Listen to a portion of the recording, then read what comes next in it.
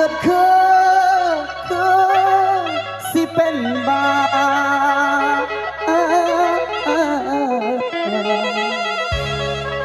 ล้อให้ผัวน้องป่าอายนี่นางสิตายก่อนและคำแพงเป็นหนาวเป็นพรมาคือไอแน่นอยู่ในละนางเอ้ยนางอ้ายลืมเจ้าบ่ได้แม้นสิบผ่านมาหลายปีใจก็บ่เคยเรื่องเดิมแต่ข่าวนั้นวันเดือนปีสิหมุนยายแต่ใจชายอ้ายคือเก่าน้องไปเป็นเมียเขาอ้ายนั่งเหงาอยู่บ่แล้วมันเป็นแปลวอยู่วังสวงโอ้โอ้โอ้โอ้โอ้ยเด้อนางเหลืองปันขีมินพี่น้องคิดน้ำเมียเขาแต่งงานไปแล้วอาจัดให้ซึ่งเ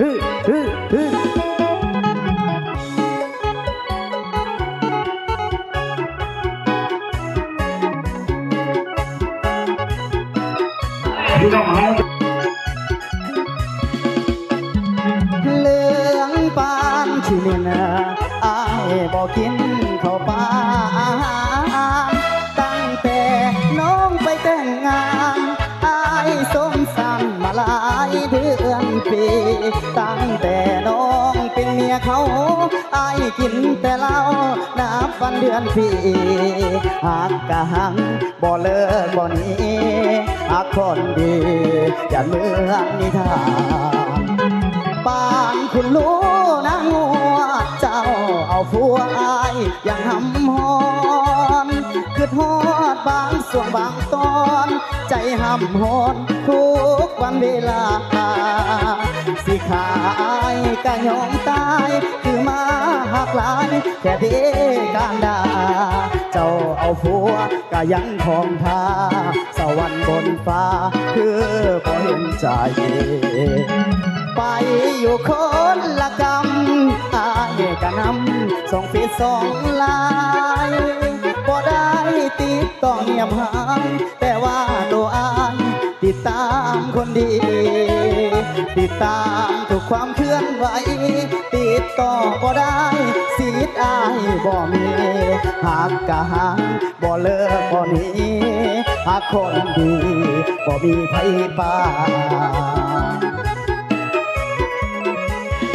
เรื่องคือหวานทรมานบอกคอยใจลอยสู่มือ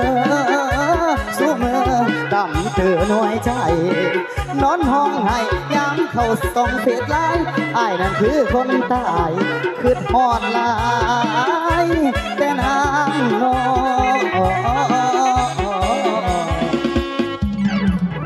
ยาวไปพี่น้องยาวไปว่าได้ติดต่อได้ติดตามมอบให้กับพี่กับน้องเชื่อออกมาเด้อพี่น้องเด้อพบกับทีมงานลูกหลานน้องมายืนยกมอบให้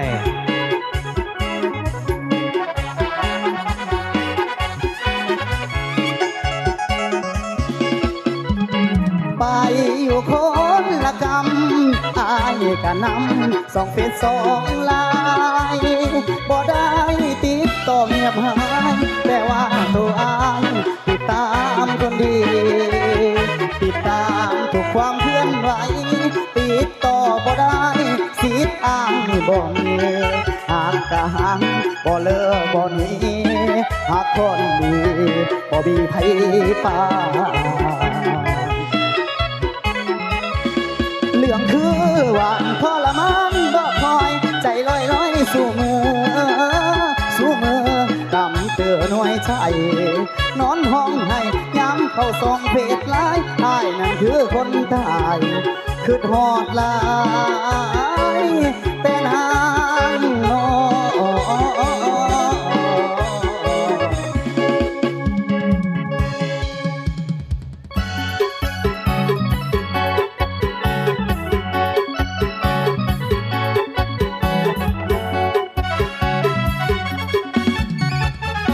ผู้บ่าวเมียปล่อยลอยมาหอดแล้วอยากได้แดวไว้เด้เด้ผู้บ่าวคนคืออายหาอยากเด้อแดวเฮามักใจเจ้าแด้ผู้บ่าวเมียปล่อยมาเห็นน้องว่าใจของใจเด้อมางามเทลาจนอาตามางามย้อนถึกใจเองเด็กผู้บ่าวเมียปล่อยใจลงลอยอยากหอมแก้มทวนคืออายอีแม่อยู่เพียงงามมันบ่อินมาโพดต่างกันโพดกับผู้อยู่ต่างกันหลายลงทางเมื่อแม่นอีหลีบ่อายว่าอยากได้น้องเจ้าหน้าเพิ่งอาผู้บ่าวเมียปล่อยเมียสองปล่อยโซดาเมียสองว่าไปมาจนกันดำอย่าดูเลอีหยังดอกอายคนงามเมียเมื่อยตามบอกแค่แม่นมานาน